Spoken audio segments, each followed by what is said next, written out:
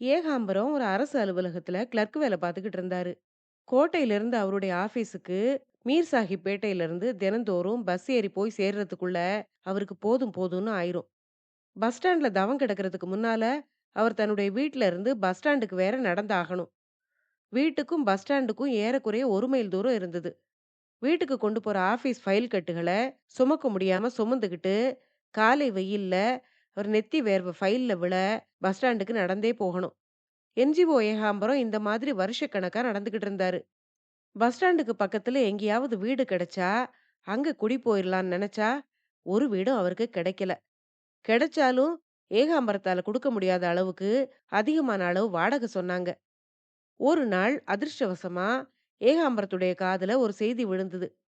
அந்த செய்தி அவருடைய காதுக்கு தேனா ஒலிச்சுது.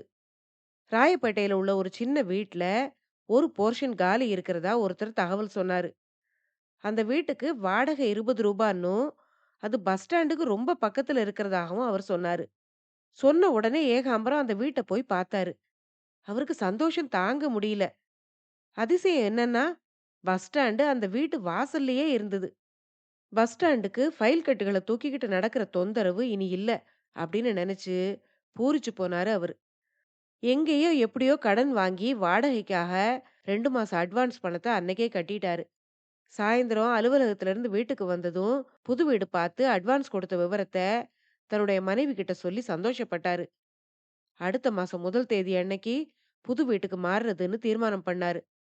முந்தின நாள் 30ஆம் தேதி அன்னைக்கு ராத்திரியே சாமான்களை எல்லாம் காலி பண்ணி புது வீட்டுக்கு குடி போயிட்டாரு அவரு. அன்னைக்கு ராத்திரி ஏகாம்பரத்துக்கு தூக்கமே வரல.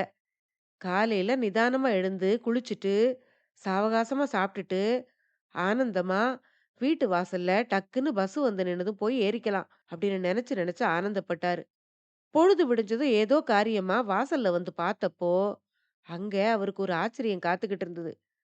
அங்க இருந்த பஸ் ஸ்டாப் கம்பம் மாயமா மறைஞ்சு போயிருக்கிறத பார்த்து திடுக்கிட்டு போனாரு அவர்.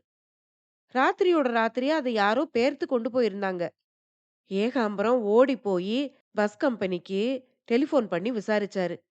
அவங்க சொன்ன பதில கேட்டு ஏகாம்பரம் துள்ளி குதிச்சாரு. அந்த பதில் என்ன தெரியுமா?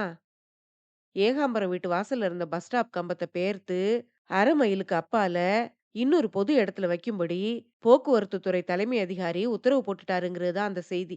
அப்புறம் என்ன செய்ய? ஏகாம்பரம் பாவம் பழையபடி ஃபைல் கட்டுகளோட பஸ் ஸ்டாண்டுக்கு நடக்க ஆரம்பிச்சாரு.